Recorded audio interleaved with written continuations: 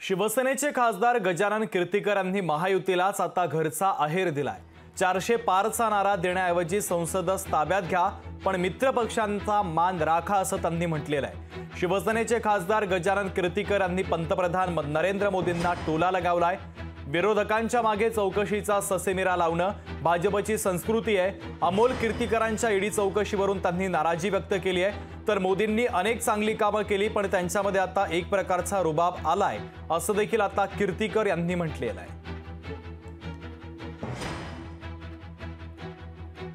हा गजानन कीर्तिकरांचा जे बोल आहे ते मला वाटतं की सर्व एकनाथ शिंदे पक्ष जो आहे शिवसेनेचा त्यांचा ग्रुप यांना कशाचा धाक दाखवला आहे त्याचा अनुभव गजानन कीर्तिकरांनी सांगितला। गजानन कीर्तिकरांचे म्हणणं फार महत्त्वाचं आहे असं मला वाटतं। त्यांनी या महाराष्ट्रात पक्ष फोडण्याचं काम कसं झालं हे त्यांच्या शब्दात सांगितलेलं आहे आणि महाराष्ट्रातल्या जनतेने गजानन कीर्तिकरांचं वक्तव्य गांभीर्यानं घ्यावं अशी आमचं जनतेला आव्हान आहे। लोकशाही मराठी ऐका, पहा, जागरूक रहा।